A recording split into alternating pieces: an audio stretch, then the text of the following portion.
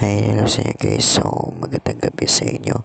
And pag-usapan natin kung anong ba yung mga possible myths regarding dun sa mga peoples or sa mga person, sa mga user na gumagamit ng kanilang mga phone when they are still charging their phone. So, pag-aralan natin yung mga 5 possible myths na patungkol doon, and ano nga ba yung mga myths na yun. So yan, tanongin natin si ChatGPT yung mga myths regarding doon sa using your phone.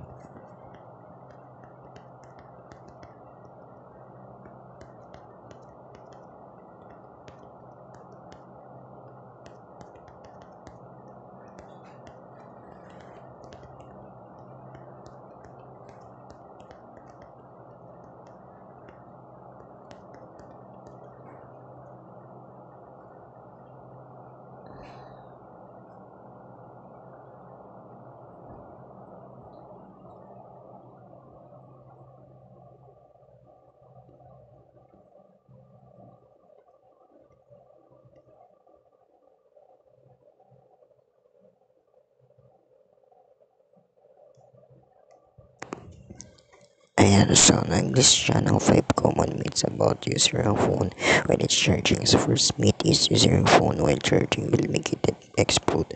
So yan, sabi dyan is true. It's extremely rare for phones to explode due to usage while charging. Most incidents happen due to faulty third-party chargers, damaged batteries, or overheating. Using quality original accessories makes it safe. And then second myth, it charges slower if you use the phone while charging. So this is partially true because it happened to me dati nung isa yun, alas na kailan akong palit ng charging pin. And in the description, if you're running heavy apps like games, the battery charges is slower because power is being consumed while being charged, but casual use, texting, browsing has minimal impact. Okay, so third myth is charging overnight will overcharge your phone. So this is true. Modern smartphones are smart enough to stop charging once the battery hits 100. However, it constantly keeping the battery at 100% for long periods might slightly shorten battery lifespan over time. So yan, and then fourth myth, you should always let your battery full drain before charging. Truth, lithium-ion batteries don't have memory effect. In fact, partial chargers are healthier. Letting it drop to zero too often can harm the battery. So yan, and then the last myth, using your phone while charging causes cancer or radiation exposure. So this is true. There's no specific evidence linking phone use when charging to cancer. Phones emit non-ionizing radiation which is not strong enough to alter DNA or cause cancer.